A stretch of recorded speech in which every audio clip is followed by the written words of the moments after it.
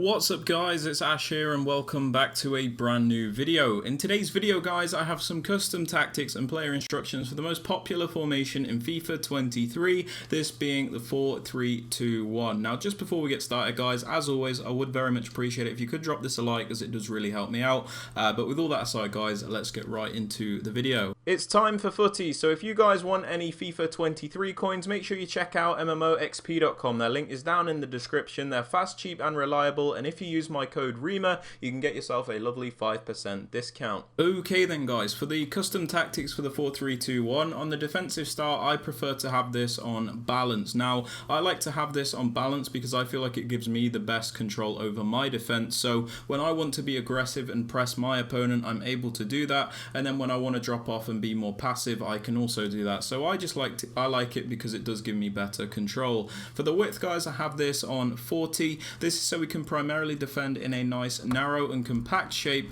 which will stop our opponents being able to just run right through us in the middle, and it stops us leaving so many gaps. The reason I have my width on 40 and don't commit to a lower number however is because it's still important to maintain some of the width in the formation, so when your opponent tries an attack down the wing, you're still able to cover those areas as well. So we're going to be narrow but not too narrow. Now for the depth, I have this on 57. This is so we can win the ball back a bit higher up the pitch and we're not always getting pinned back. This is a preference thing. If you guys like having a lower depth, that's fine, and if you want to go even higher, that is also fine. It is completely up to you. Moving on to the build-up play guys, I have this on balance. This is because I find it to be the most consistent, varied form of build-up. When you have this on balance, it allows you to pick and choose when and where you use each style of build-up. For example, you could use slow build-up at some points, then you could build up a little bit quicker, but if you use one of these specific settings, you always have to play to that style, and there's not a lot of variation, so that is why I go with balanced. For chance creation guys, I do have this on direct passing. This is because it is the most meta option in the game. Basically, your attackers will bunch up against the opposition defenders, making it very easy to do the 1 versus 1 plays and isolate those specific players. Players will also make those extra movements in the box so you can get off the extra pass to guarantee those goals. Now for the attacking width, I have this on 44. This is because the 4-3-2-1 is obviously a more narrow formation, so we don't want to have the width crazy high and make it feel more like a 4-3-3, so we like to keep the width down, but again, similarly to like the defensive width, I don't like having the width too low, otherwise your players just feel way too close together. Moving on to players in box guys, I have this on 4. This is so we can get a few players into the box to finish off those chances, but again, we don't overcommit everybody in the team to the point where if we lose the ball, we're not going to get counter-attacked. As for corners and free kicks guys, this is down to preference. I just have them on 1. Now moving on to the player instructions guys, on my striker I have him on stay central and mixed attack. I have him on stay central because I don't want him drifting off into those wider areas. He is my striker, so it is important that he does maintain those central positions primarily, which is why I do have him on mixed attack. I also have him, on stay central. I also have him on mixed attack because I feel like you get a lot more out of the player this way. When you put them on getting behind, they always make the same one-dimensional runs in behind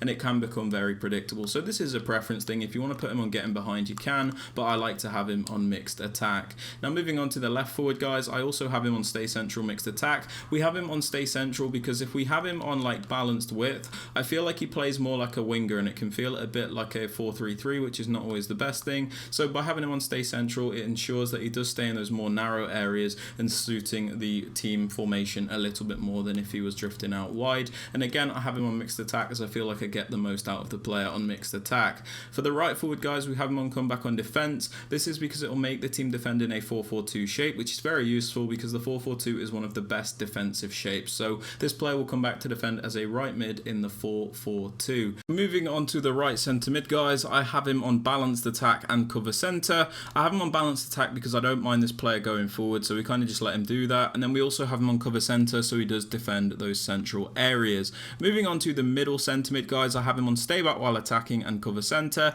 We have him on stay back, so we always have at least one midfielder covering at a time, which is very important. And again, we have him on cover centre, so he does defend the central areas. For the left centre mid guys, I use an actual attacker here, so I have him on get forward, get into the box for cross and free roam. Get forward means he will fly forward and help us attack. Get into the box for cross means he won't be hesitant in getting into the penalty area. And then I also have him on free roam to give him a bit of, a bit of freedom when he's going forward basically. And most importantly, cover wing will make him defend as a left mid in the 4-4-2 shape. Moving on to the left back guys, guys, I have him on balanced overlap. We have him on balanced attack, so we do have a fullback committing forward at a time, and we have him on the overlap run type, so he will make the overlapping runs to add extra width to our attack.